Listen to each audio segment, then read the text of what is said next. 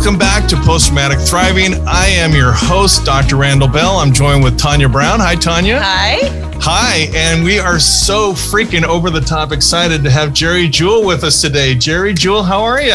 I'm good. Good. Thank you. Wonderful to see you. Likewise. So happy you're here. Yeah. I'm glad I got to meet you. Well, you're gonna really meet us as we really get into your whole life throughout this day. If you're one of the 5 people on the planet who doesn't know who Geri Jewell is, I thought, should we have a television star or should we have a movie star? And we decided to have both and have Geri Jewell. And I'm not a movie star. You keep saying that. Well, I say because you're on HBO's Deadwood. Yeah, but that's HBO. That's television. But it's a movie. Oh, give yourself some credit. I'm gonna beat you up over the break over this. Exactly. I know I'm right. I know you're wrong. Just deal with it. Just deal with that. Anyway, we're so thrilled. Geri, we're gonna talk about your childhood first. Okay. But just so you know, we're gonna get into all the fame and wonderful things you've done because you've done a lot of TV and you've done even a Cheech and Chong movie. You've done all kinds of stuff, but we'll get into that if you want to. You've spoken at the White House 3 times, but let's face it, none of that is as cool as being here with us because hands down. I was talking to Geri the other day and Geri told me, and I don't know if I told you this, Tanya, but Geri's longest interview ever was 2 hours, which sounds pretty wimpy. Oh, yeah. Well, yeah. Yeah. Hey. Oh, get ready. Put the seatbelt on. Well, you've done a lot of media, Tanya. I've done a little bit. And, those 4.5 minute segments, I was on CNN. They said, you were so great. You're on for 7 minutes. That's a long time. But, we're going to go for hours because if you really want to get to know Geri, you're in the right place. Full disclosure, everybody should know, I'm friends with Geri. I've known Geri for years. I knew her sister, Gloria. We actually went to high school together. Geri was a little bit older. Geri was a couple of years older than me. 3. So you were kind of in the cool older crowd. I was a young punk freshman. But I was in class with your sister, Gloria, who I knew, and had a friendship right up. We'll talk about Gloria later. So there's a story there. Yeah, but I think Geri is one of the most fascinating people I've ever met. And we're just so thrilled. So let's jump into it. Geri, talk to us about your birth and your beginnings in life. Well, I was born in Buffalo, New York. That was my first disability.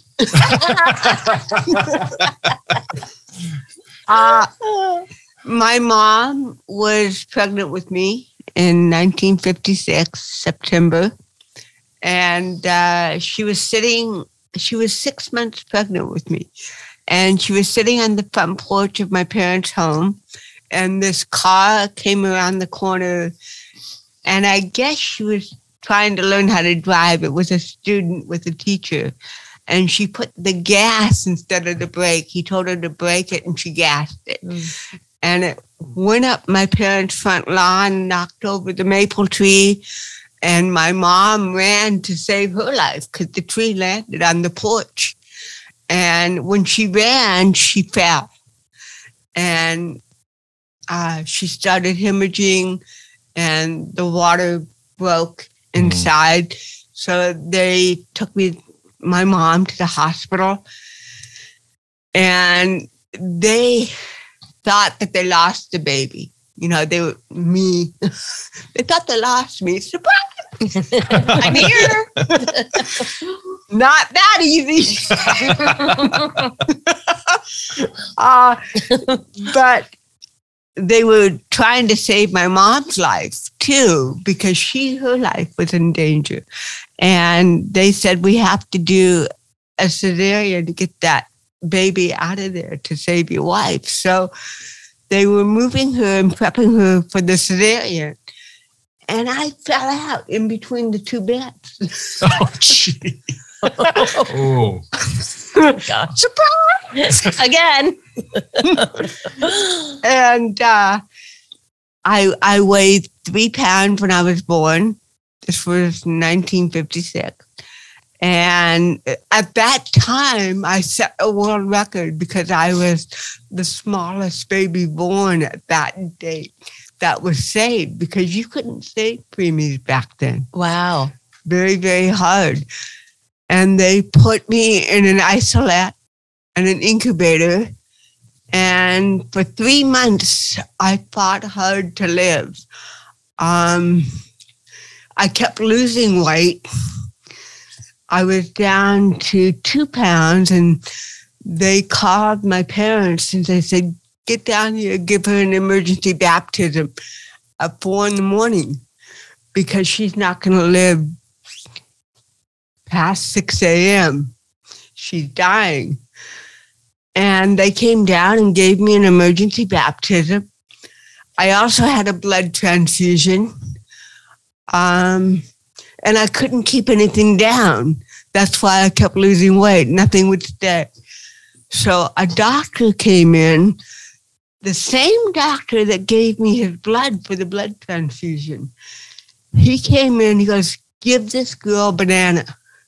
You know, and I was born the year of the monkey, I know.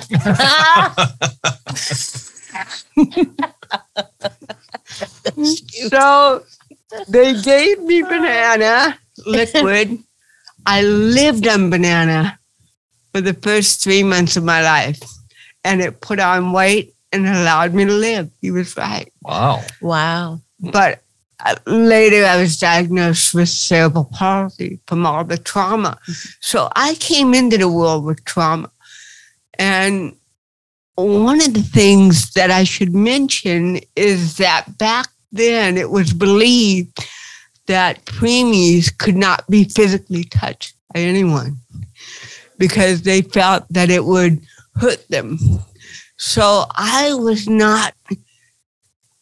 a little isolate, and then they moved me to an incubator, and anybody that handled me wore masks and gloves as if they had COVID. Yeah. And so I had no human contact. No, that's tragic. Until they brought me home 3 months later. Oh, wow. Wow. Yeah. How much did you weigh when you were actually born? 3 pounds. So you went from 3 pounds down to 2. Yeah. And then you went home with no human contact at 3 months. Yes. Wow. Okay, that's a rough start. That is a rough start. And by 3 months, I was up to 6 pounds. And I called my parents, take her. She's at 6. And she's gaining weight. Wow. And it must have been traumatic for your family, too. It was. It was very traumatic for the family. Yeah, it's not something that you're prepared for. Yeah. Right. You know, interestingly, and they couldn't get me diagnosed. They kept taking me from doctor to doctor. And they would tell my mom, she's fine. So she's slower than her big brother. So what? Give her time. But my mom knew intuitively that I was not progressing. She knew there was something wrong. And she finally now this is interesting, you'll like this.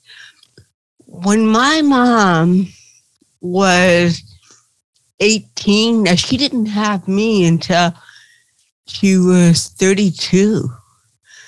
And when she was 18, she got a summer job in Maine to take care of a family as a nanny. And one of the kids had severe cerebral palsy. Her name was Anne. And her mother, Ann Tucker, her mother taught my mom everything there was to know about cerebral palsy at 18. Wow. Wow. So both my mom and me knew that this was destined. Yeah. It was a God shot. Oh, yeah, absolutely. No question. Mm-hmm. And that's why my mom knew, she always told me, that she knew I was going to have CP. And she knew I was going to live. She kept screaming at the doctors because they told my dad they lost me. We lost the baby, but we're going to try to save your wife's life. And she was screaming. She was saying, no, she's alive. She's in there. She just doesn't want to be born yet. It's too early. She just doesn't want to come out yet. She's there. See, you were a fighter from the very, very start. From the very beginning. Yeah. Yeah. Yeah, I had to. Yeah. I fought for my life. And later, when I was diagnosed as having cerebral palsy, finally, and it wasn't in New York, Ann Turner's mother told my mom that UCLA in California had the best pediatric program for babies. You got to get her to UCLA. So my parents picked up and moved to California for me. Wow. Wow. That's something else. It really was. And I was diagnosed at 18 months old. This is funny, too. You'll like this. We were living in Lancaster at the time, and we drove to UCLA, and the doctor said, Mrs. Jewell, do you mind if we use Geri this afternoon for a symposium? A symposium? Yeah, we have about 100 doctors, student doctors, and we want them to witness the diagnosis. So can we do that with her? Is that okay? Wow. And they put me on stage at 18 months old. And you wonder why I ended up the way I did. It's like it's in your DNA. Yeah, they put on me the stage. Yeah, they put me on stage at 18 months old in front of 300 student doctors. And they're showing them, well, this is how the CP looks like. And I actually have a photo of me on that stage. And you see my mom's hand trying to hold me still. Because I moved a lot. Yeah. Wow. And 18 months old on the stage at UCLA. You started young in every aspect of the word. My God. You know, I felt compelled. I almost put on, when I put on my socks this morning, I almost put on my Subway socks because I eat Subway all the time. And Dave over here gave them to me. But anyways, for some reason, I started putting them on. I took them off. And I put on my UCLA socks. You did? Yeah. Oh, look at you. I felt there must have been something in the energy in the air. Oh, shoot. And my son just got accepted at UCLA this week. That's awesome. Yeah. I'm a fight on. Sorry. Yeah. Shout out to UCLA. Oh, no. Well, I'm sorry. We're going to have to let you go, Tanya. You're a USC fan? Yeah. Oh, that's awful. Well, I was born during USC. With yourself? I don't know. I tried. I was born during the game. You were? I was. All right. Mm-hmm. Well, the reason I brought up that point is that when I was diagnosed finally at 18 months old, my parents filed a lawsuit against the driver in New York for causing the CP. And what they found out was her attorney found out that I was inaccurately pronounced dead when I wasn't, and therefore handled roughly by the head, because they were ready to toss me. Oh, she's breathing. and also, they took me out of the isolette too soon to move me to the incubator, and I lost oxygen and turned blue. Mm. Oh, wow. So there was that accident. And then a nurse handled me when she wasn't supposed to with her bare hands, and she was sick. She gave me pneumonia.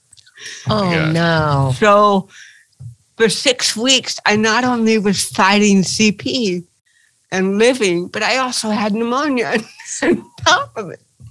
Yeah. My gosh. That's crazy. And I read, by the way, we're going to refer to this book in my studious notes here.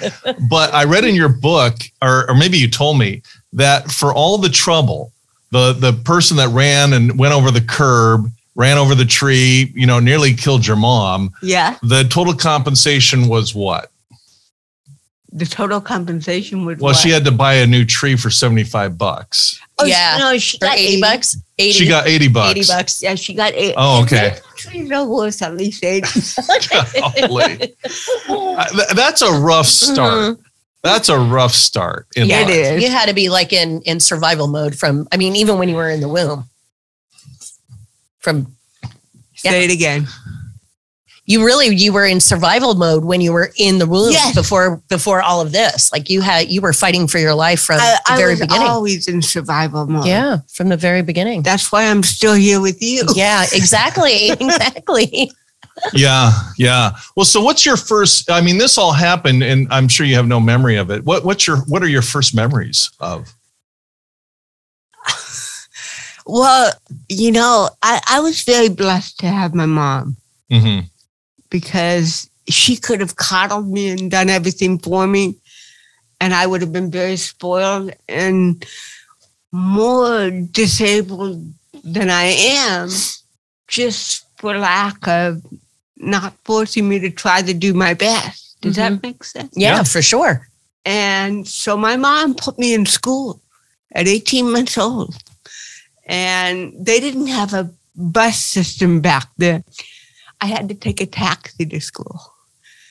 She put me in a cab, and I went to this school in Long Beach that was for only preschoolers with cerebral palsy, no other disability. And you asked me what I remember. Mm-hmm. The teacher, her name was Hazel Olds, Ms. Olds. How nice that you remember her.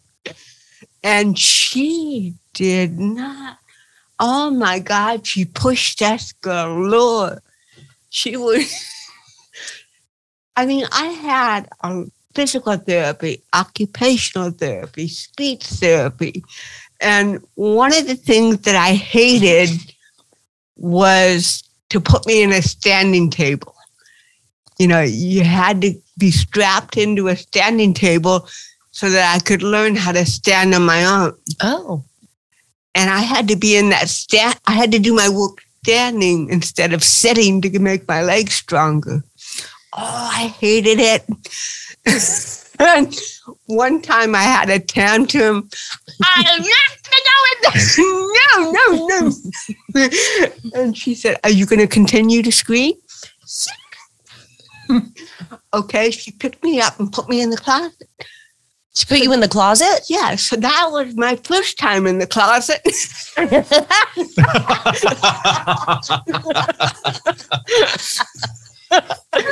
Oh my gosh. She put me in the supply closet. She goes, "You're going to stay there until you stop screaming and let me put you in the standing table." That is funny. Wow. My gosh. But you know what? What a blessing that you had a mom who was tough on you and a teacher who was tough on you. Oh, she was. Yeah. And that's a gift. Oh, that they gave you. Anybody who had Hazel tell you the same thing. They feared her in a good way. She was ruthless. In fact, I finally reconnected with her when I was on Facts of Life. She must have been in her late 80s. And I think this was 84. And she still lived in Long Beach. And so I'm driving to her house. She gave me direction.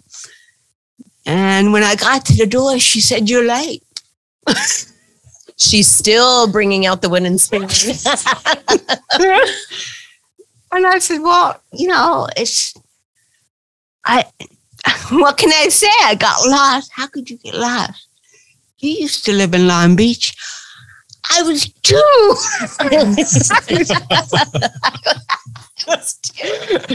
And I had to take a cab. And then I cherished her. She was my teacher from 18 months old until 6. Till 6? Yeah. So she was they say the first 5 years she was hard on me. But when I had to leave her school, I was bawling. I want Miss Olds. I want Miss. No, it's time for you to move on. Oh. I cherished her. She told my mom one day that she had a hard time keeping up with me because I was so fast up here. She would have to think of new things for me to do because I could do them quickly. Mm-hmm. And she put me in the pool. 18 months old, I learned how to swim before I learned how to walk. I didn't learn how to walk until I was 4. Oh, wow. Yeah. So what are your first memories growing up as a little girl? What was it like being just a little kid? I had 2 older brothers, David and Brad, who were 7 and 10 years older. And I was very blessed to have the brothers that I have because they didn't treat me any differently. Mm-hmm.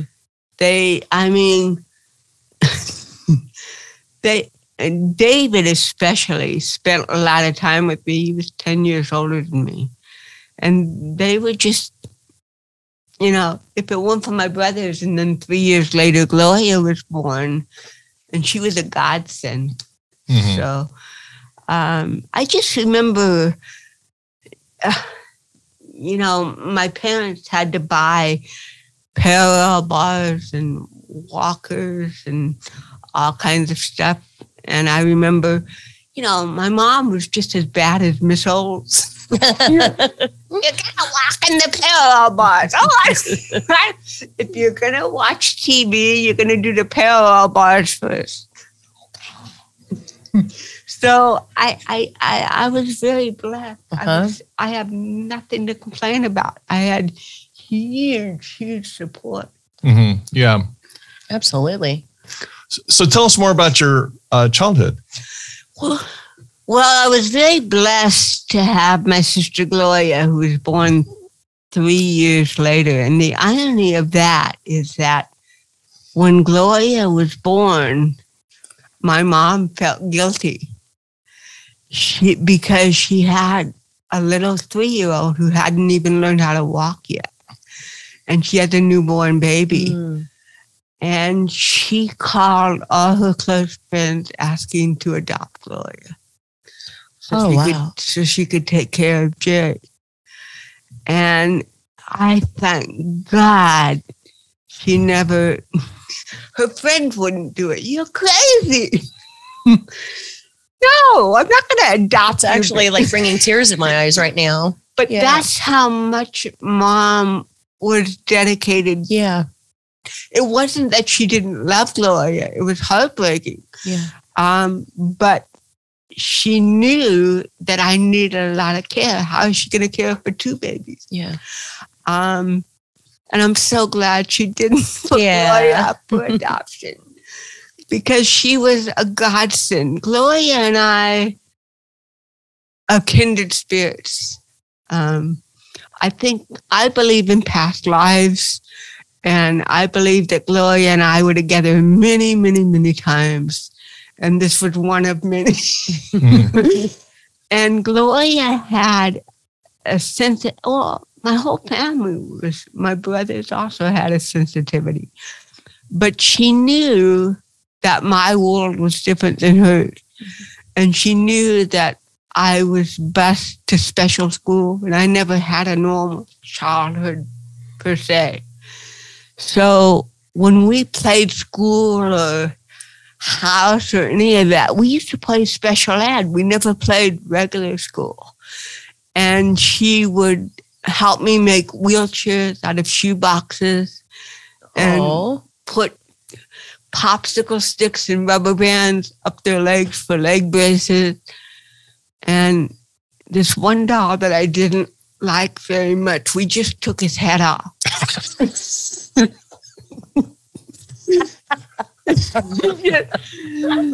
What does that say?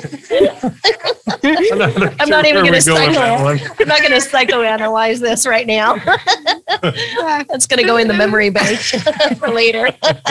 Just beware, Geri. Yeah. But the fact that she would play with me on my terms was amazing. Yeah. Yeah, for sure. Yeah. That's a blessing. Yeah. And so where are you living at this time? Well, we were living in Garden Grove and then Fullerton. Okay. Mm-hmm. So did you ever go into, a mainstream school outside of a special needs school? I went briefly in the 7th grade. No, I went half time in the 6th grade because the special ed that I went to in Fullerton was shared property, Woodcrest, and then Woodcrest Special. Mm-hmm. Do you follow me? Mm-hmm. And I was in Woodcrest Special. So they allowed me to take a regular 6th grade class over at the regular Woodcrest for about 2 hours, 3 hours a day to see how I did. Mm-hmm. I thought I did fine. No problem. And then in junior high, they sent me to Ladera Vista Junior High School for the summer to see if we could make a permanent inclusion situation. And I thought I did really well. I took 3 courses. I got 2 B's and an A. I thought, wow, this is it. I'll get out of special ed. And then when September rolled around, the bus company came up to my door and said, we're picking you up Monday at,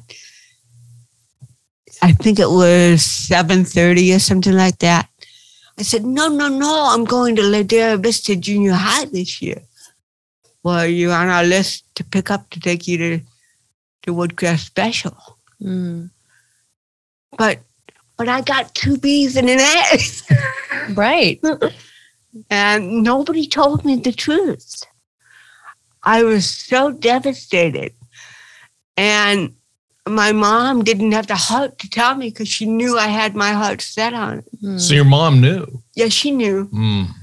But she didn't know how to tell me. You. Mm. You were crushed. I was crushed. And years later, I think it was 1984 again. I got hold of all my childhood records from the schools because I told them that they were doing my life story and I needed all this stuff, things that I had never seen before in my life. And in that folder was my report from Ladera Vista Junior High. You know what it said? Mm. It said, Geri is a sweet little girl. She's very smart. She tries really, really hard to keep up with the rest of the class. She does well, but she eats lunch alone. Oh. Mm. And she doesn't play with kids at recess. So we think it's best that she go back with children like herself. Oh. Mm. Oh. You separate me from kids without disabilities for most of my life and expect me to make a magic transition in a 2-month period? Mm. No way. Yeah. And I wasn't eating lunch alone. I was eating with Carol Burnett, Johnny Carson. I had this fantasy that I was in show business. And I kept that fantasy up from junior high all through high school. When I went to the library, my mom was really impressed that I would go to the library to study. She had no idea what I was really doing. What were you doing in the library? That was in GM Studio. Ah, that you had an imagination. Yes. And my mom's 69 Biscayne Chevy with the rolls. And this is what I've learned about those years is that, have you ever heard the term creative visualization? Mm-hmm. Well, that's what I did. I created my future from early on. Yeah. This is what I wanted. Mm-hmm. Wow. Yep. I don't think I've ever told you this story, but there's such a striking parallel I've got to tell you. I also went to Ladera Vista Junior High School. Oh, okay. And in sixth grade, we went from sixth grade elementary to junior high, at least where we're from. Yeah. And Mr. Ham, my sixth grade teacher, didn't seem to think a lot of me, although I thought highly of myself in terms of my math abilities. But he put me in remedial math. And on the first day of class, and there are 3 levels of math. I don't know if you remember that, but he put me in the lowest. And I literally opened the book and it was like literally 2 + 3. And I was thinking, Mr. Ham must think I'm really pretty, slow here. And I go to the last end of the book to see how far do we get up to. It was like 17 + 4. And I thought, oh my gosh. So I went to the counselor at Ladera Vista Junior High, Mr. Morris. I remember his name. And I said, Mr. Morris, I'm in too low of a math. This is ridiculously simple. I don't know what Mr. Ham thought, but I'm a little smarter than this. Well, by accident, I don't know what it was, but he put me in the advanced. I just wanted to be in the regular middle math like everybody else. Got it. And so I'm in the advanced math. I didn't get A's, but I got like B+. I did all right. Okay. And from that time, all the way from junior high school through high school, I was in an advanced math. And everybody thought I was a brainiac. I wasn't. I was I was a Fullerton High School, go to the beach, every spare second, guy. And but because of the persona, everybody telling me I was smart and thinking I was smart, it started to wear off. So I got to ask you the question, what did this do to your self-esteem, being thinking you're doing well and being held back, the opposite of what I had at the exact same school? I would say that a part of me didn't care anymore. It was like, it doesn't matter whether I get an A or an F, how hard I try, how hard I don't try. I'm going to be stuck where society wants me. And they never asked your opinion. No, never. It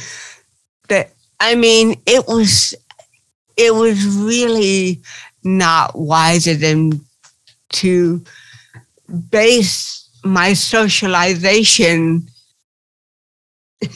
with education, academics. Right. That comes later. I can only do one at a time. Right. Yeah. But they put you in a box. So you're back in. Go ahead. I finally was graduated from special ed. Wow.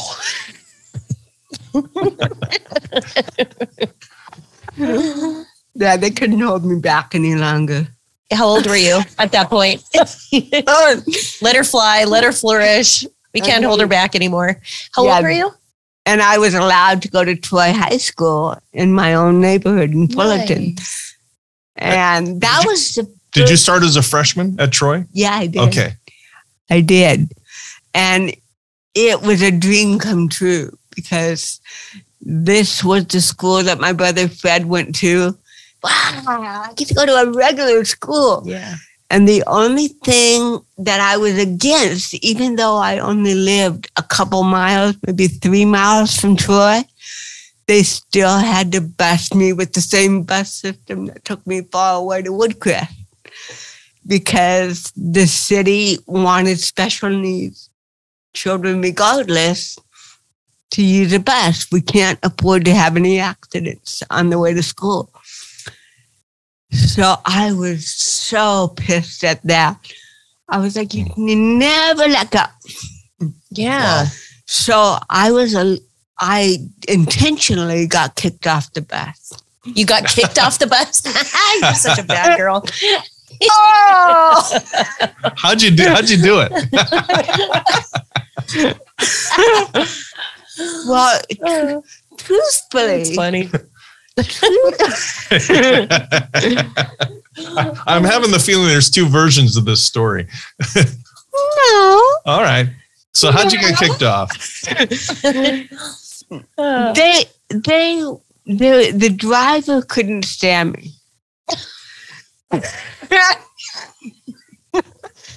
And what I found out through the other kids, because I hated country western music, I was into the Partridge Family. So you were into what? The Pilgrim, the which? Partridge Family. Oh, the Partridge. Oh yeah, Family. David Cassidy's part of the story. Just way, yeah. But what the kids were not supposed to tell me is that every time they came to my house, he would crank up country western just because he knew I hated it. And we didn't like each other. There was something about him that bothered me, and I couldn't pinpoint what it was. But he was just creepy in my mind. And then one day, they came to the school to pick us up, and they were loading wheelchairs first because they have to strap them in and everything, and then the walkers could get on. And I got on, and he was mad because I got on because I wanted to sit down. I didn't want to wait. Typical Jewel. So I'm sitting there, and I see him abusing one of my classmates with muscular dystrophy. He's abusing him verbally. He said to him, "What, your parents don't love you? How come you always come to school with greasy hair? Do they ever bathe you? You smell." Kids can be so cruel. No, this was the bus driver. Oh, this is the bus driver. Yes, sir. Bus driver. And I was just... That's cruel. It was cruel. He said, "Why can't you be like the other kids with muscular dystrophy? Their parents take good care of them." And I told on him. Good. And I knew I had to be sensitive. I couldn't let any of the other kids know because it would have made it worse. So I had to trust a teacher to get rid of this guy, but don't make it worse. Mm-hmm. And they did. And ironically, he was arrested a year later for some horrible, horrible crime. I mentally blocked it. So I was right. Mm-hmm. Wow. So you had in early life, you were a fighter, and you also didn't run away from conflict. Mm-hmm. You saw something going down that was wrong, and you spoke out about it. Well, that's not the first time that happened. When I was living in Garden Grove, I was on the bus 6 hours a day because the only special ed they had here back then was in Santa Ana. And I was the first kid to be picked up and the last kid to be dropped off. Mm-hmm.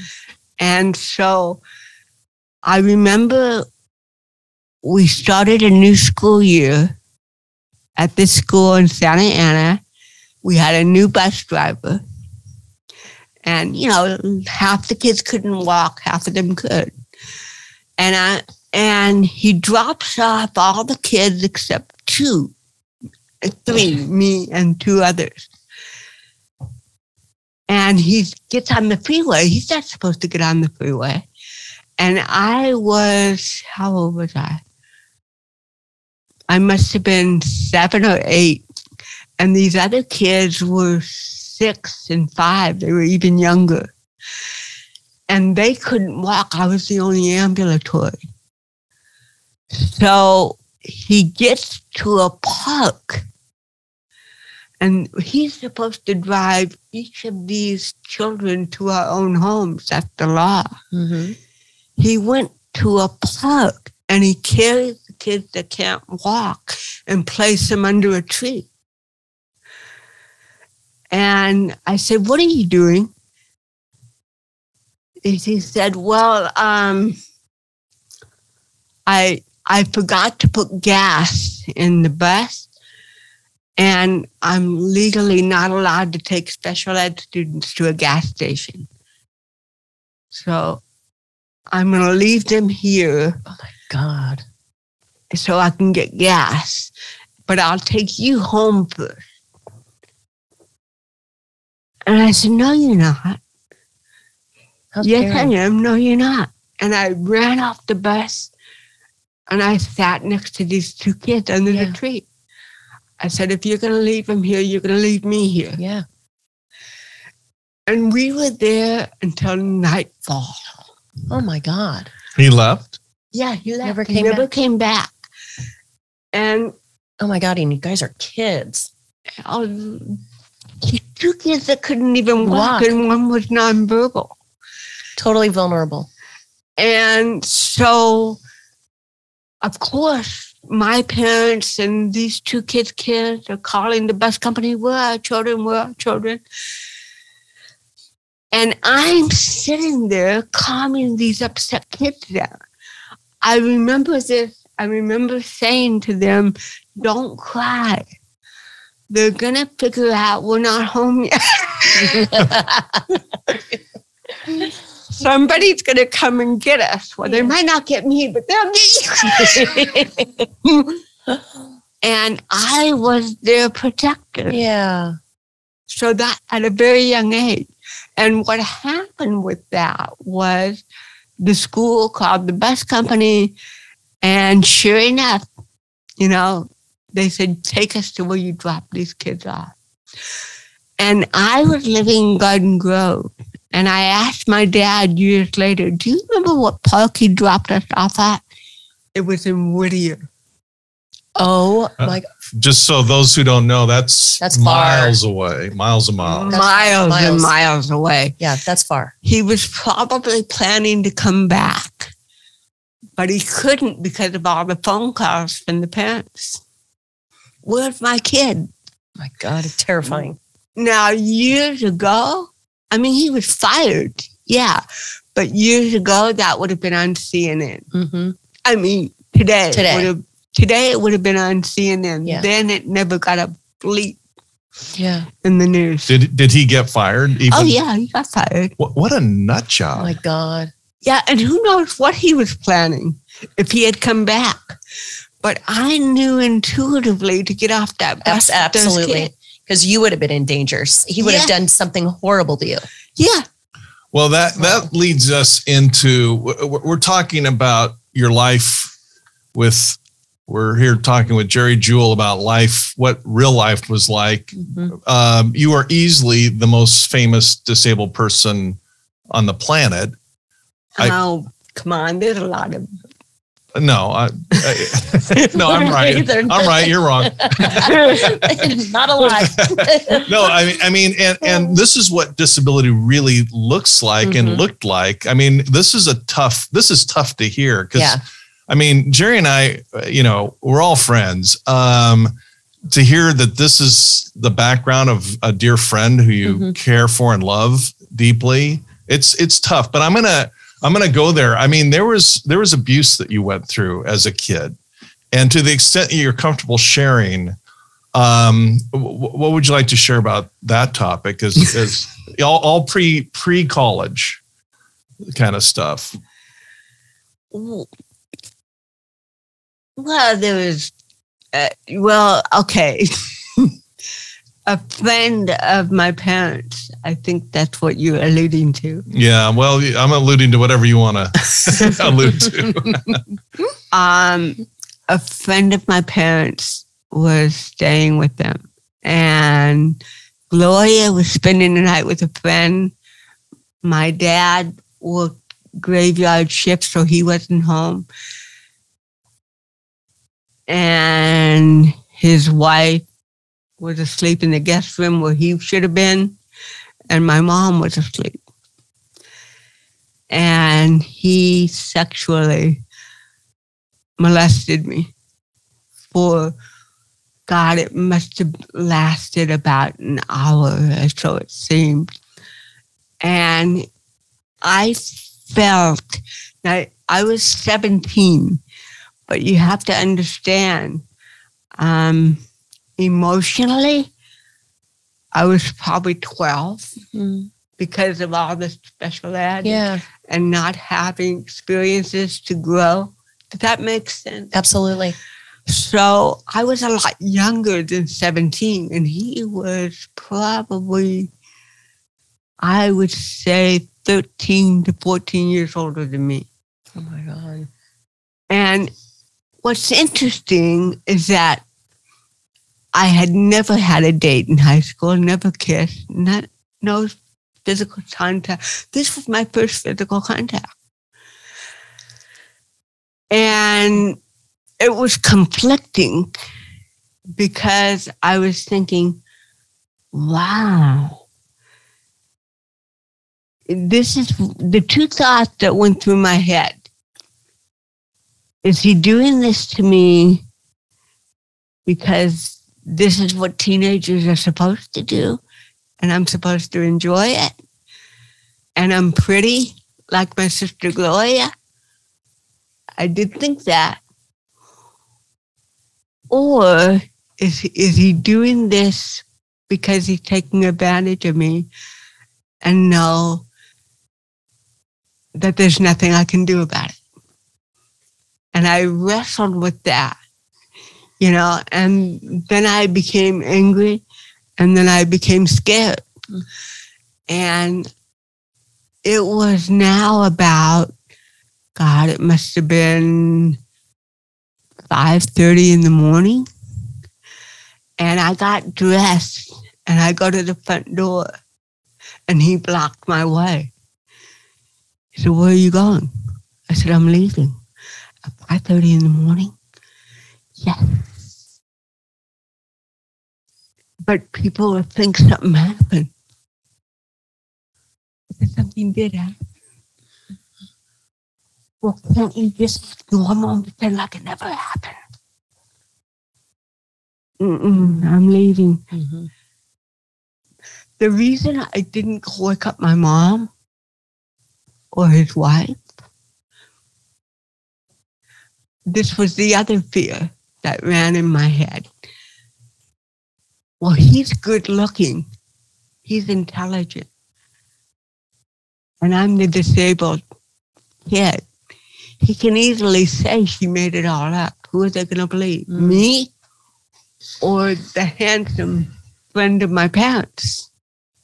See, it's all image, what you, and so what I did is I got in the car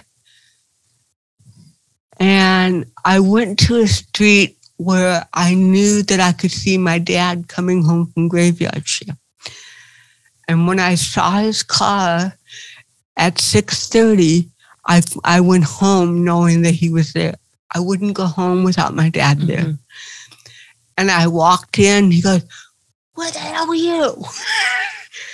I said, "Oh, my friend Jane called and her parents are leaving for the mountains today and she needed that jacket she loved."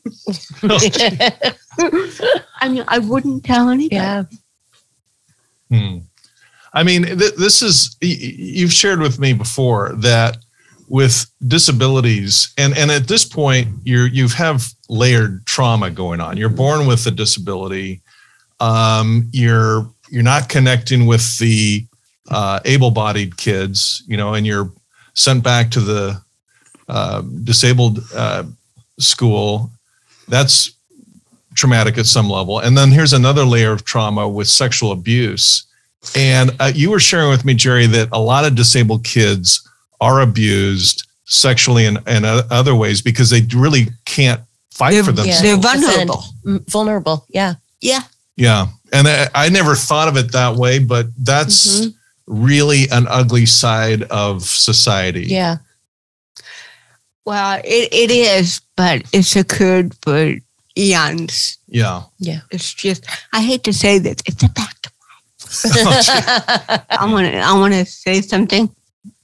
You know, I've touched a lot of trauma here, but you have to understand, like what I said about driving to MGM Studios, and it was the library. Yeah. I used to play tennis against the freeway wall, the 57 freeway, tennis ball and a racket. And I used to pretend all through high school that I was a professional tennis player. So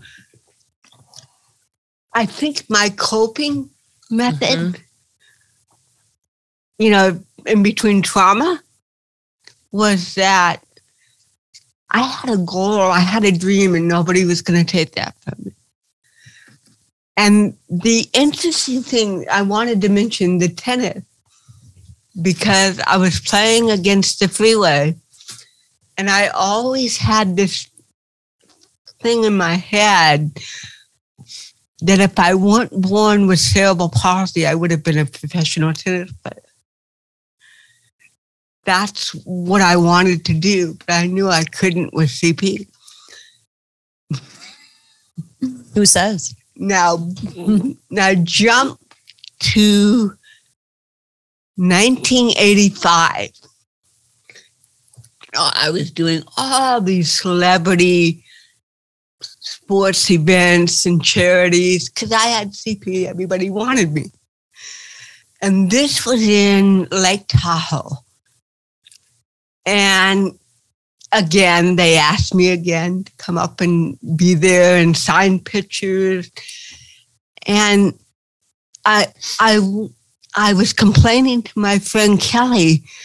I said, all they do is have me come up here and sit here. It's like I'm a visual.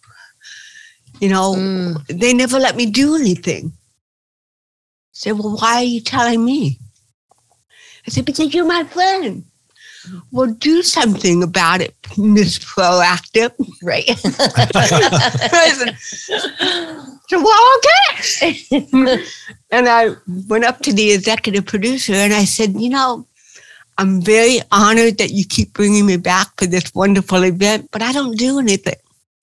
All I do is I sit here and I have cerebral palsy for 2 days. I want to do something. And he's perplexed. He says, well, what can you do? I can play tennis. Mm-hmm. Really? Are you any good? Uh-huh. I think I am. Okay, well, let me work on that. And what was going through my visual was I thought that he would get a celebrity to hit some bars with me just so I could do something. I wasn't thinking anything beyond that. That evening, under my hotel room door was a note telling me to be out on Court A at 8 a.m., that I was playing doubles with John McEnroe. Oh! Arthur Ashe. No. Yeah. Oh, my God. And Wayne Cook for ABC Wide Florida Sports. And I was like, holy oh my gosh. Talk about the icons of tennis. But, my gosh. My friend Kelly had a nickname for me. She called me Jewel Head. Well, you did another Jewel Head. Why did you say you knew how to play tennis? I thought it was just going to be just a little thing on the side. Well, you can't get out of this now. Surprise. I said, who's Wayne Cook, by the way? Well, remember that guy you met yesterday? He has cerebral palsy. That guy? Very well built, excellent tennis player.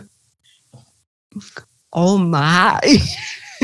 So the producers were thinking a celebrity, a pro tennis player, and a CP, pro tennis player and a CP would be an even match. Oh wow. My gosh. Nope. Not so even. No, it wasn't. But I was John McEnroe's partner. And we won.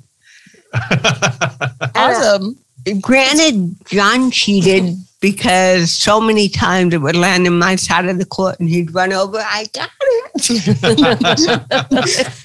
And I actually scored once. And the only reason I got the point was because everybody was so shocked that I hit it. Nobody went after it. She hit it. Wow. So the reason I bring that story to the forefront is because there goes the tennis against the freeway. Again, I created it without even knowing. I think everything that you're sharing, all this, the visualization, creative, visualizations, manifest. It's like you've manifested everything that is happening in your life. So for our viewers and our listeners, like, I think, we need to really understand like the power of the brain, and you've created that, but from this small. Absolutely. Yeah, that's remarkable. One of the most successful people I ever met, she was the executive producer of a major TV show. And I met her when I was invited to be on the show, but I went in her office afterwards. She showed me this huge vision board that covered 2 walls of her vision. Oh, wow. And she's now living the complete vision that's been up on the wall for years. Yeah. The stuff really works. It does work. It does work. You just need to apply it. Yeah. Yeah. Exactly. Yeah, and you're a loving Yeah, testament. Both. You're both testament of that concept. I'm having a bad hair day today, though. Well, you look great. Why do you say that? It's good. I have a permanent cowlick in the middle of my head. Well, you're fine. Here. What do you want us to do with it? Better. Okay, it's all good. Deal with it. You're fine. All right, now you look fine. During a break, we were talking, you're bringing so much to the table because, the title of the podcast is Post-Traumatic Thriving. Mm-hmm. I can't think of a more exceptional example of that than you, Geri Jewell. Yeah. I want to, we talked about some of this really heavy, ugly stuff that, we're going to have trigger warnings all over the place. Mm-hmm. But I want to go back to junior high school, elementary school, high school. And I, to the extent you're comfortable talking about it, I know that there was some bullying that went on. And can you share some of that reality with us? Well, the bullying that I remember, oddly enough, I can remember specifically maybe 2 or 3 times, but I'm also hearing impaired. I have about 78% loss. And I didn't wear hearing aids as a kid until I was 13. But I think my hearing loss was a blessing because I didn't hear half the shit that people were saying. You're like, yes. Hi. And actually, you know what a great positive way to look at that. It's probably true. But that is funny. But I remember when we were in Fullerton, there was this family that lived about 3 houses down from me. And my brother Fred was babysitting me and Gloria. And he told me that I could ride my bike, but I couldn't go past their house because he couldn't see me past that house. He wanted to watch me. So I would make a U in her driveway and come back home. Now, previously to this, you should know this, she told me never to step on her property. And she didn't want me to talk to her kids. She wanted her kids to play with normal kids. not kids like me. And this particular day, when I was doing the U, she came around the corner in a car and chased me in her car, and I'm on a bike. There's a parked car in front of me. I'm not quick enough to get on the sidewalk, and she blocks my way, can't go around it. She rolls down her window and said, I saw you, you were on my property. This is an adult woman, not even like a kid bullying you at school. This is a grown woman. Oh, shame on her. Unbelievable. And it was very traumatizing because she was yelling at me in front of all the kids in the neighborhood. And I thought, this tiny, I'm sorry. Mm-hmm. And I ran in the house crying, and I slid under my bed. I was so mortified. And my brother Fred comes into the bedroom. What are you doing? Leave me alone. And he pulled me by the legs out from under the bed. What happened? That mean lady down the street. And I told him what she said to me. He was so mad. He said, you wait here. He walked down to her house, rang her doorbell. She answered the door.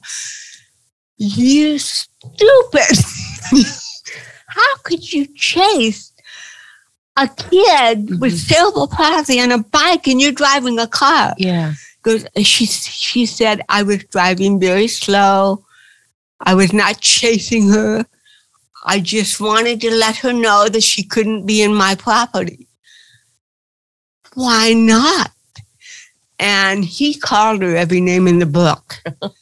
And she slammed the door on his face. He opened it again. I'm not done with you. And my brother was 16 at the time. And yeah, I remember that abuse. Yeah. And yeah, go ahead. Didn't she come to, and wasn't there a confrontation with your mom with this woman? That's my recollection. Yeah, well, when my mom came home from work, she comes up the driveway, storming up the driveway. Doesn't say anything about me on the bike or turning her drive. Do you want to know what language your son used? I mean, what is this lady's problem? And my mom had already heard the whole version from Fred. Does it not upset you that he used this language in front of my children? She just didn't get it. And she said, he was instructed to take care of his sisters, and that's what was needed that afternoon. Yeah. So will you please leave? You didn't mention that you yelled at my daughter in front of all kinds of kids in the neighborhood. You humiliated her. I only didn't want her on my property because she had cerebral palsy, and if she fell on my property, my homeowner insurance wouldn't cover it. And my mom, that was her thinking. Oh, Lord. So then she left. She waited for my dad to come home. What's up with this lady? So my dad comes home, and he comes storming up the driveway. You're not going to believe what language your son used. And my dad said to her, you know, my wife told me everything. And I'm not here to make any decision about anything because she already made the decision. She asked you to leave. Why are you back? She was done. But nothing. Turn around. Walk on home. And by the way, don't trip in the driveway because my house insurance may not cover it. I love your family. You guys are a whole bunch of strong cookies. Yeah. Yeah. Well, your family is really remarkable. And what I remember in high school about you, Geri, is that you were, and I don't know that people realize this, and it hasn't really come out through your story yet, but at least my perception, I knew who you were. I knew your sister, of course, because we were the same age. I know. But you didn't know who I was at the time. Gloria introduced us later, but you were one of the cool kids. I mean, you had a... Where did you get that from? Well, I'm a freshman. I guess everybody older than me is cool, but no, you had an engaging personality. I noticed you from afar. You seemed on the outside. You seemed fine. There he is. I don't know what that means, but no, but seen me from afar. Well, I saw you from afar in high school. It's a cool cat. Well, no, but I mean, you did have some good moments in high school. I did. Yeah. My greatest moment in high school was taking drama, because that again fulfilled my goal to become an actress, a comedian, and so I got to do some plays. I did Tea House of August Moon. I was cast as a 98-year-old Japanese alcoholic. What's the name of that? Naturally. I need to see that one. They did a slightly little version of it. That was funny. And then the only big disappointment in drama was that I auditioned for the summer musical Ballet High. Mm-hmm. And was that Ballet High or is that the song? South Pacific. Thank you. They were doing South Pacific. God, I'm getting old. And we had to audition singing. And so I auditioned and I sang Ballet High. That's why it's stuck in my head. I sang Ballet High and everybody couldn't look at me. Their eyes. It was bad. It was bad? It was really bad.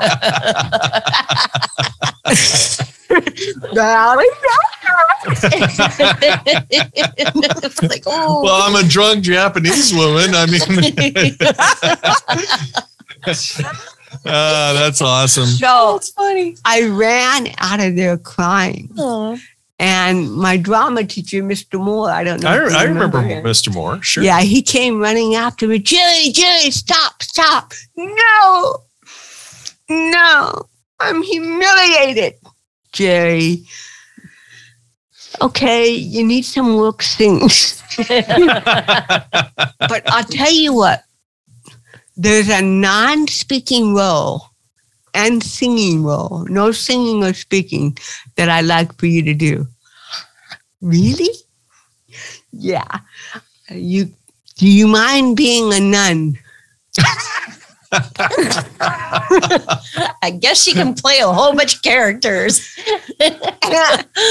And being the warped Catholic that I was, Warped Catholic. That was another dream of mine. To be a warped nun? Or, yeah, I was very confused. Yeah. But I fantasized about being a nun all the time. I watched the flying nun, the singing nun. Yeah. Oh, I can do that. So did you take the part? So he told me the only string attached was that I had to provide my own habit. Mm-hmm. That's going to be difficult. Your own what? Habit? Yeah. What's that? The black. Oh, okay. Oh, the dress. Okay. Yeah. So I go driving to Placentia Catholic Church, which I was not a member of. And I asked if I could speak to a sister. Okay. Can I borrow your habit for a couple of weeks? Needless to say, she was not as giving as I thought she was. But I couldn't get the habit. So I was not a nun in South Pacific. Oh, okay. Yeah, it was a bummer. Yeah, that is a bummer. Well, they're lost. They're lost. Exactly. And what kind of Catholic were you? You didn't know what a habit was? What kind of Catholic? I don't know what kind of Catholic I was. I know. I'm like, well, but I wanted to ask. Jerry and I grew up by Rosary High School, which is a Catholic high school, and there were nuns galore. I mean, there were more nuns than fire hydrants throughout Fullerton. So, I was born and raised Catholic, went to St. Edward's, got and you didn't see a habit. And all. I didn't know. No, I've seen it. I just didn't know what it was called. Oh, okay. Yeah, I just didn't know what it was called. Okay, well, we've cleared up that. I just thought it was like a. Speaking of Catholics. Yeah. I was a junior in high school at this time. And my dad worked graveyard shift, as I said earlier. He came home and I was on my way to leave Detroit. He said, "Where are you going?" "I'm going to school." "Well, you got to cover all the furniture first." Dad! Cover the furniture. He didn't want the pets sleeping on the furniture while he slept during the day. Mm-hmm. "Oh, come on. Do it, Jerry." And he goes in his room and goes to bed. All I had to do was walk 7 steps down the hall, open the linen closet, and cover the furniture. BFD. Mm-hmm. And I was going to, kind of. Kind of. But then I saw out of the corner of my eye, there was a sheet on the kitchen table. Thank God I don't have to go down the hall. I grabbed the sheet and pulled it. And 6 pumpkin pies that my mother baked the day before. Oh, no. For relatives for Thanksgiving was smashed to the ground. And then I thought, oh, this is a bad thing to happen. So the first thing I did was I went and I got my cat. And I put paw prints in all the pies.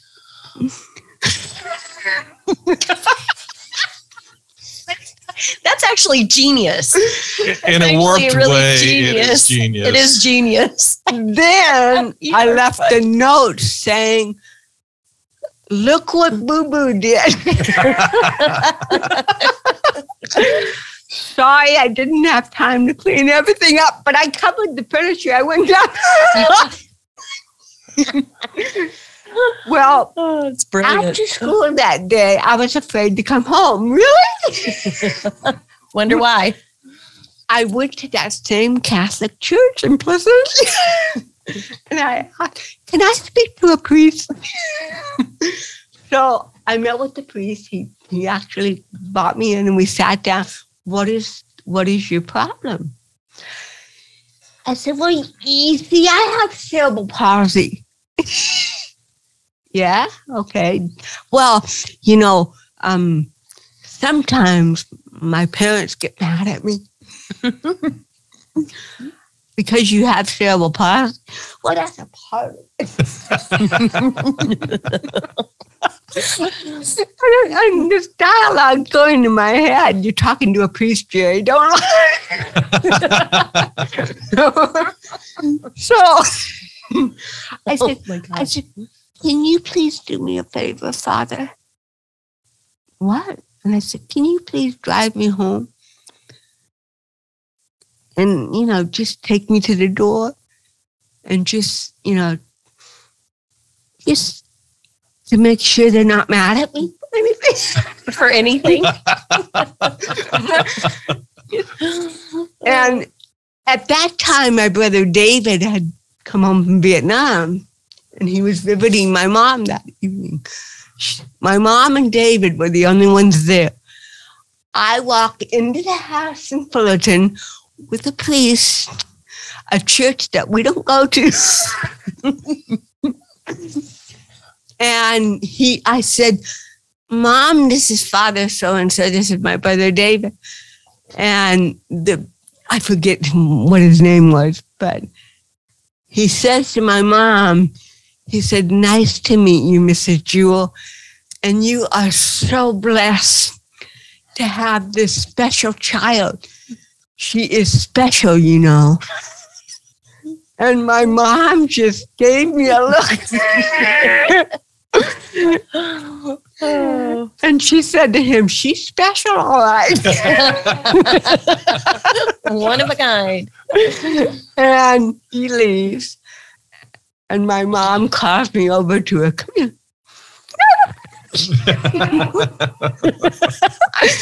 Come over here. I stand there. Jerry and my brother David is laughing.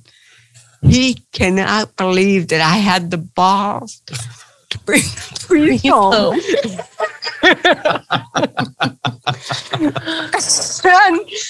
And my mom says to me, Jerry, when your dad came home, he asked you to walk down the hall, get a couple of sheets and cover the furniture. Mm-hmm. But you didn't do that, did you? You were covered, but you did that after you pulled the sheet that was right next to you with all the pies. And that wasn't bad enough. Then you had the, I forget what word you used. The audacity. That's a good word. Yeah. Mom just put that in my head. Then you had the audacity to flame the cat.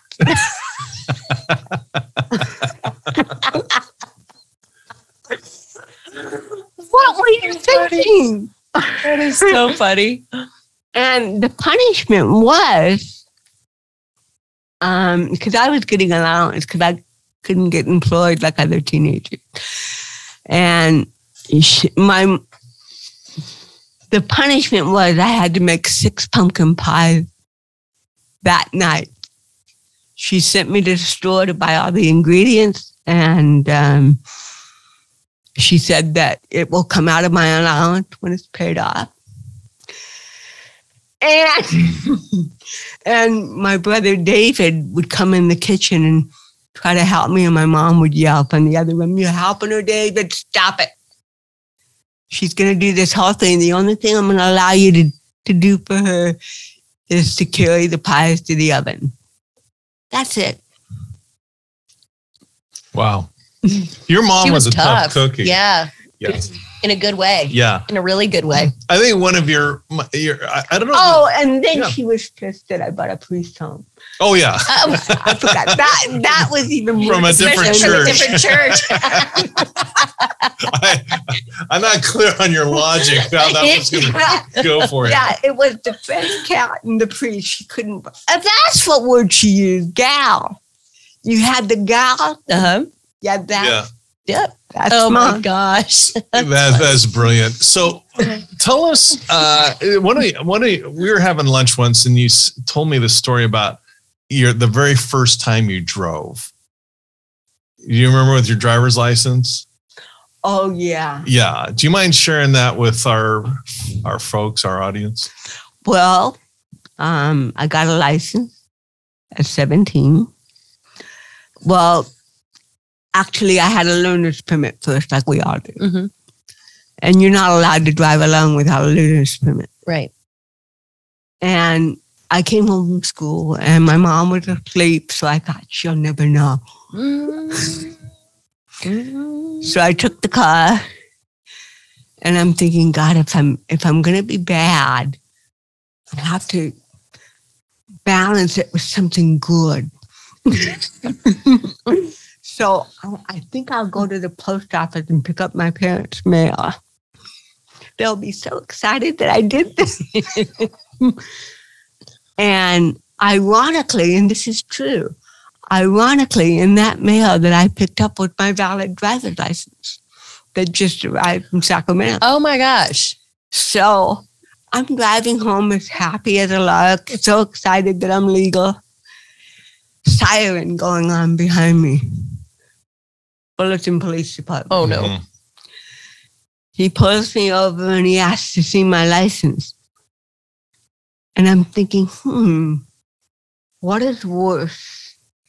A learner's permit without an adult or a driver's license that hasn't been taken out of the envelope yet. It's like, oh, here it is. So I handed him the unopened envelope. And I said, do you want a letter opener? And because I was a smart aleck and because I moved, he thought that I was drunk. Oh. So he goes, can you please step out of the car? Why? Step out of the car, ma'am. So I get out of the car. I'm standing there weaving. Weaving. We're taking this girl in. And he asked me if I had anything to drink. I said, a Dr. Pepper. So then he said, okay, I want you to, and he showed me how to touch it, your nose with your finger. Well, I could do it with this one, but I kept missing that one. And he said, okay, now I want you to walk a straight line. And he's putting one foot in front of the other. And I thought that was so funny. I was just laughing at him. This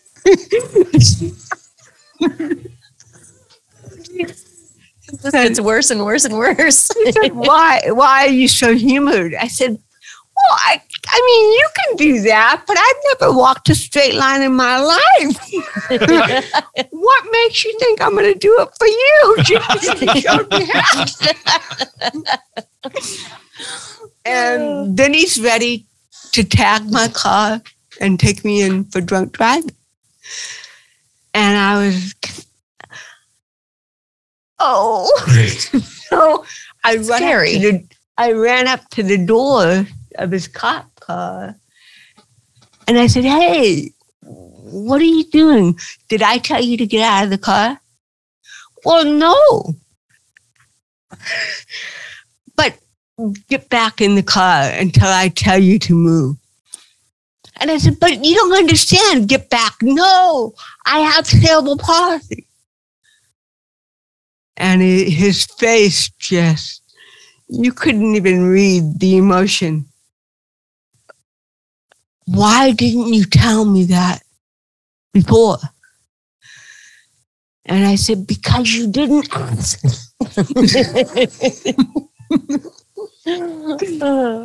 And I said, now can I please go home? Well, I'm still going to give you a ticket. I just told you I'm not drunk. No, a different kind of a ticket. What? He said, you were going 50. And at 35 miles on, you get a speeding ticket. Oh, no. Please, I've only had my license for one day. My dad will kill me.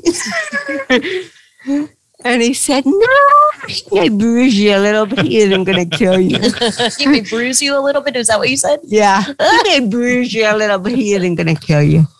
And he gave me the ticket. I had to go to traffic school to keep it off my record. And again, I was punished. Even though I was legal, my mom made the point, you were accidentally legal. Ooh. That's awesome. That's a funny story. Yeah.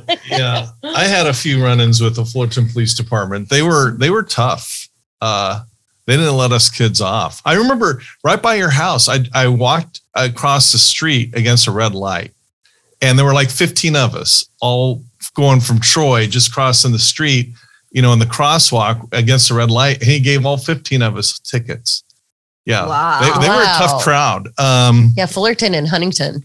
Yeah. And Costa Mesa, don't even go there with me. Anyway, so before we leave high school, you had this wonderful relationship with Gloria. Mm-hmm. And before I ask you my question, from my perspective, it was really an amazing thing. And going to Troy High School in Fullerton, California, Geri Jewell's a couple years older than me, is disabled. But, from my perspective, you seem to have a lot of friends, a lot of laughs. You're in the drama department, all that kind of stuff.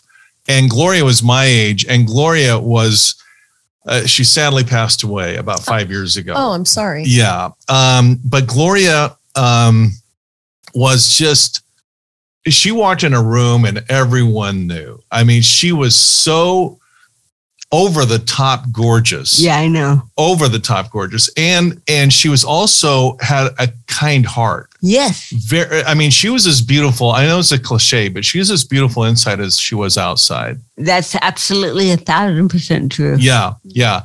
And she was like someone that looked like her was kind of intimidating, you know, quite honestly.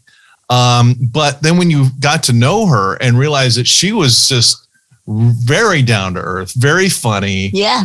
You know, she was all those things. But what did you, before we leave high school, what would you like to share about your memories of Gloria? Well, in high school was the first time we went to the same school together. Mm-hmm. Never before that point. So that was new. I was known through high school as Geri Jewell's sister. Mm-hmm. Mm-hmm. Well, you're Geri Jewell's sister. And so in a way, I kind of resented that. But at the same time, wow, I have a beautiful sister. She's gorgeous, everybody. And, you know, Gloria and I, like I said, I think we were spiritual soulmates. Yeah. We came to teach each other different lessons in life. But she was sensitive. I don't know. I lost my train of thought.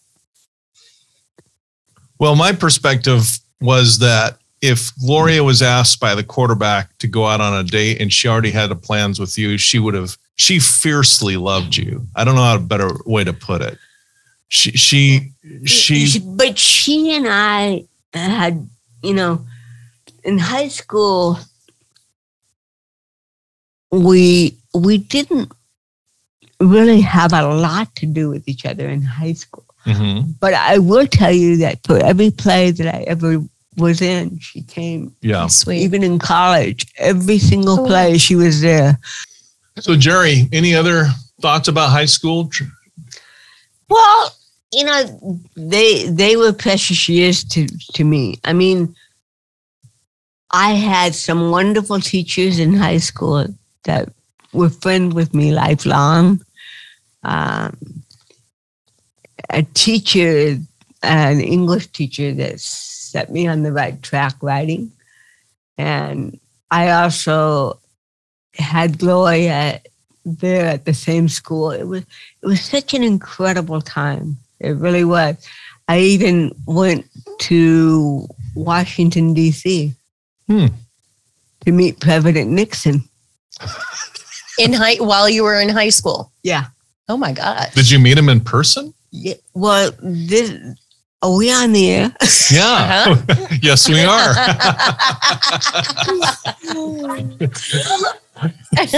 Yeah. What? Do you remember the OH department at Troy, orthopedically handicapped department? That's what I'm talking about. We all raised money to send, I think it was 46 teenagers with disabilities and teachers to Washington, D.C. to meet President Nixon. Wow. And we raised the money for all the airline tickets and everything. And so there was a lot of, we didn't get to meet Nixon.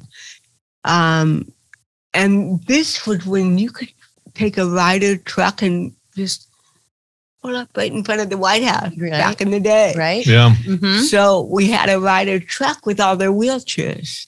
And you're talking about, God, probably 18 wheelchair users. It takes a long time to unload all those. So you know, unloading the chairs, putting them in the chair, getting them all ready to meet President Nixon. We're all on the White House lawn, and somebody comes out and says, unfortunately, the president will not be able to meet with you.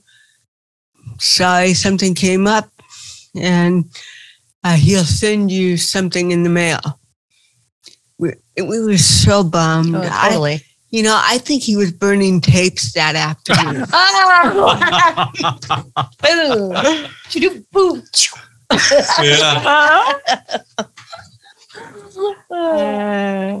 Yeah. Something. But what a bummer, though, to go all the way across the country. That's unfortunate. Well, no, I think I have a theory as to what happened. I think they didn't get it through their heads that we had that many wheelchair users. And at that time, because I've been back to the White House several times, and at that time, I don't think you could even get a wheelchair in the White House. So looking at this whole crowd, how are we going to do this? That's what I think happened. Now, the White House is totally within ADA, and you can be a wheelchair user and get anywhere in the White House. Wow. So maybe that had something to do with it. Who knows? But that's really unfortunate. Yeah, but you have to start somewhere. I look at it, so it took a little while. Yeah. Yeah. So I've never asked you this question before, but for those who don't know, because, honestly, this podcast is doing so well. We've got listeners in New Zealand. We got listeners in the UK, of course, throughout the US. But Fullerton, where Geri grew up, is real close to Disneyland. In fact, I grew up in Fullerton, and you can literally see Disneyland from my parents' front porch. But did Disneyland have any particular fond memories in growing up for you, Geri? Yeah, whenever we had relatives come over to visit Disneyland. Yeah. When tickets were $10. Yeah, my brother's coming home from Vietnam twice. Disneyland. Yeah. Yeah.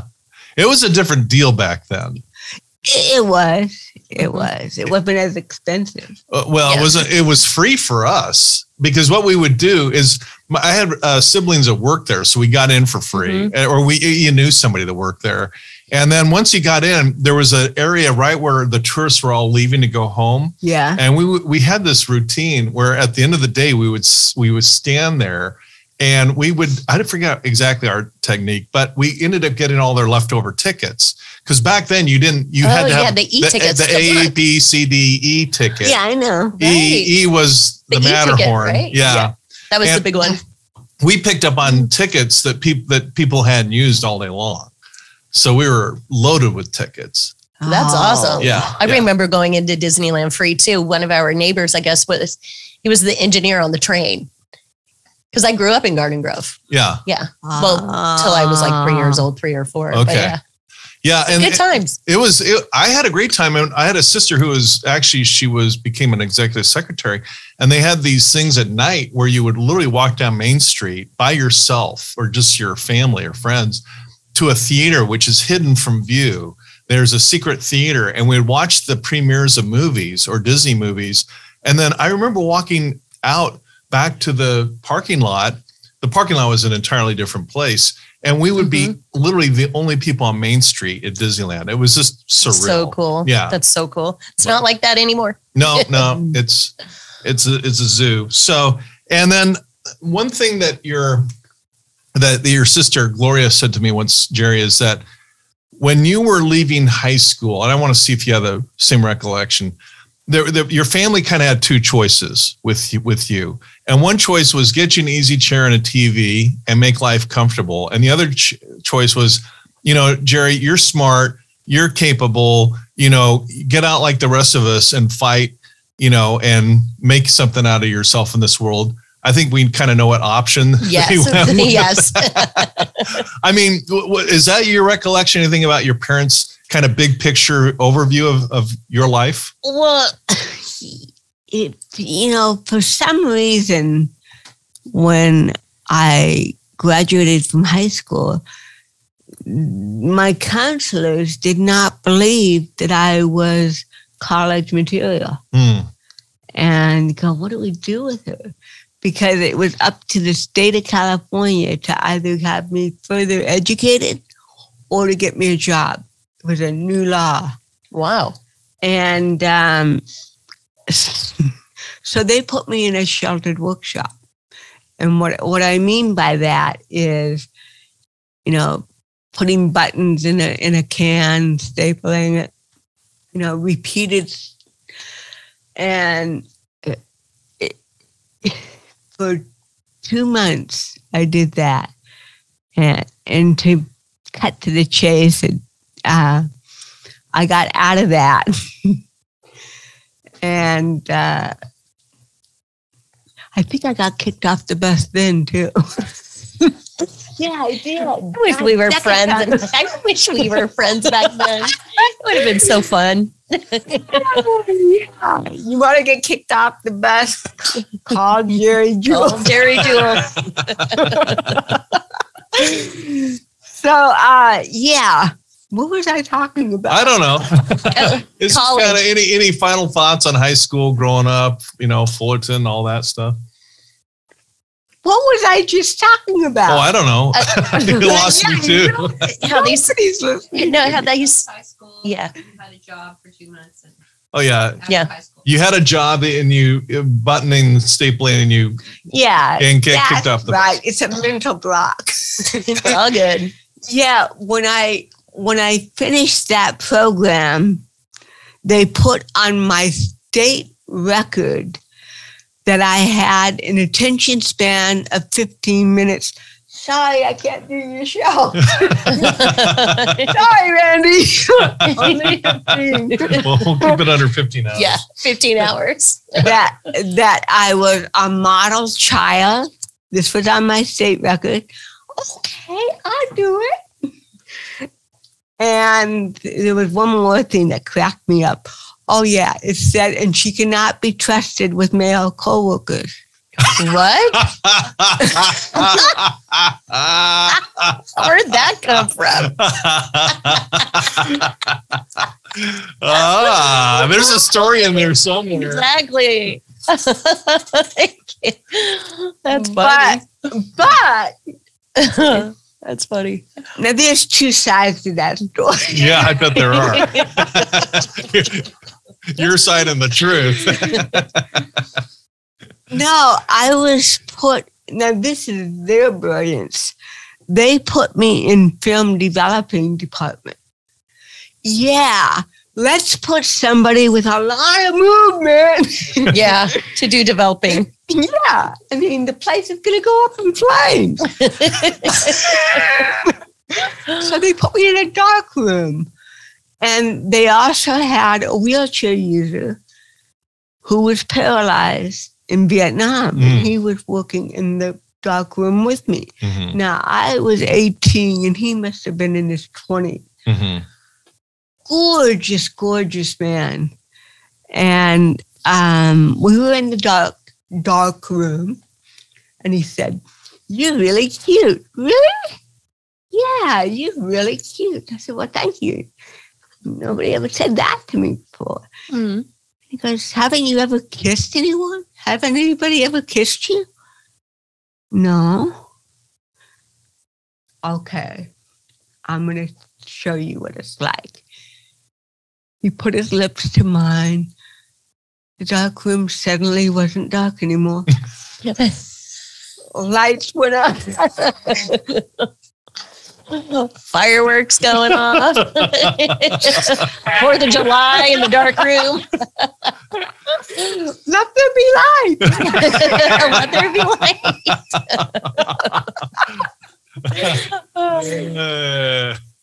And on my state record, she cannot be trusted with male coworkers. All right. Now that's the story. That's the official version of the story. Yeah, all right. The story. Well, the story ends there. It's awesome. All right. Well, we're going to start next episode and, college and auditioning for comedy clubs and all of that. But Geri, I am so, again, thrilled to have you here. I want to thank Tanya, you for being here. Our audience, our podcast is new. Yeah. And we're getting like hundreds of thousands of hits on social media. Yep. Our PR stuff is hitting with literally hundreds of networks. So amazing. Yeah, it's really great stuff. And I think the reason why is that we talk about this stuff, this trauma that affects, the vast majority of people across the country, and it's not resolved successfully. And that's why you get all the drug addictions and problems. I mean, nobody can argue that trauma has really affected Geri's life. And, but she's a post-traumatic thriver. So we'll get into an episode 2 right here on post-traumatic thriving, where we dive, survive, or thrive. The choice is yours. All right. See you right back later. Thanks for supporting our podcast. Be sure to like, share, and subscribe, and follow us on your favorite social media. For books, merchandise, or to donate, visit CoreIQ.com. Post-Traumatic Thriving is produced by CoreIQ, a nonprofit with a mission to teach the life skills we all need but are not taught in school. CoreIQ and the Post-Traumatic Thriving podcast are for informational purposes only and do not provide medical or mental health advice. Always consult with your licensed medical and mental health care providers.